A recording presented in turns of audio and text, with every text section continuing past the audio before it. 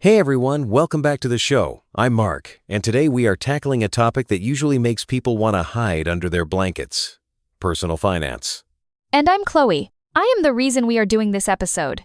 If there is a sale online or a new cafe opening in the city, my money just disappears. It's like magic, but a really bad kind of magic. Haha, it's not just you, Chloe. Most people in their 20 seconds feel like they are playing a game where they don't know the rules. But today we're going to break down how to live a big life on a small budget. Please. Because I checked my bank account this morning and I actually gasped. It wasn't a good gasp. Let's start with the heavy hitter: the cost of living. Chloe, you live right in the city center, don't you? I do. I love being able to walk to work and seeing the city lights. But Mark, my rent is taking up almost 60% of my paycheck. It's insane. 60% is a lot. That's why you feel like you're drowning. With remote work becoming so common now, a lot of people our age are moving to Tier 2 cities or the suburbs. I know. But I'm 25. I feel like if I move away, I'll miss out on everything. The concerts, the late-night food. But think about it this way.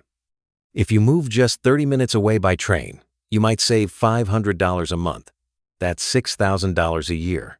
That is a luxury vacation to Europe or Bali, fully paid for, just by changing your zip code. Okay, when you put it that way, the city lights are starting to look a little expensive. So remote work is basically a pay raise without actually getting a promotion? Exactly. You're trading a bit of convenience for a lot of financial freedom. Okay, so move further away noted. But what about day to day? I tried those budgeting apps where you link your credit card, and they just send me warning notifications all day. It's depressing. Most people hate spreadsheets. That's why I recommend the 5-0-3-0-2-0 rule. It's the lazy person's guide to staying rich. Lazy is my favorite word. Explain? You take your income and split it into 3 buckets. 50% for needs. This is your survival money. Rent, groceries, phone bill. 30% for wants. This is your fun money.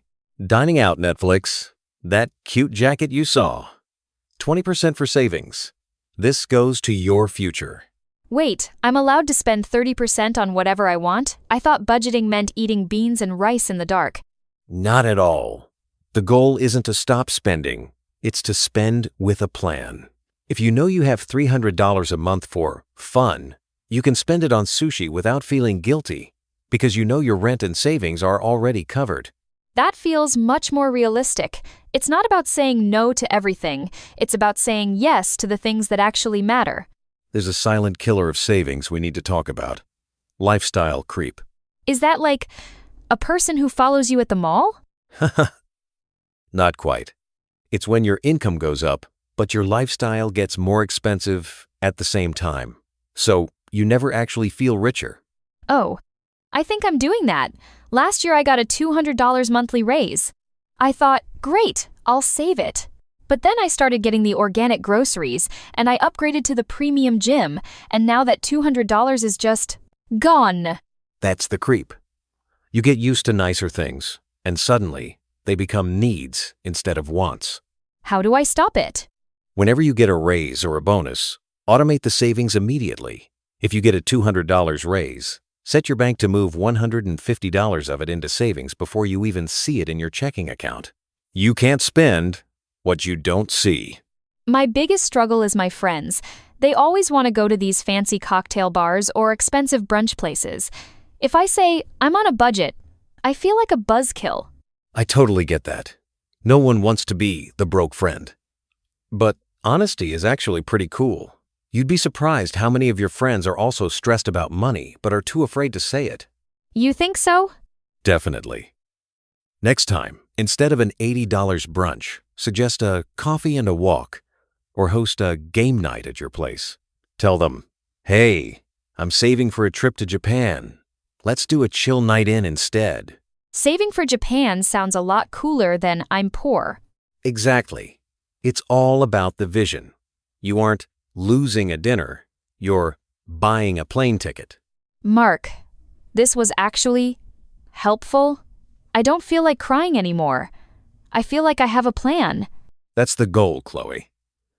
Money is just a tool. If you control it, it's a great tool. If it controls you, it's a nightmare. I'm going home to cancel that premium gym membership I never use and start my 30% fun fund. That's a great start. Thanks for listening, everyone. Remember, live well, but live smart. See you next week.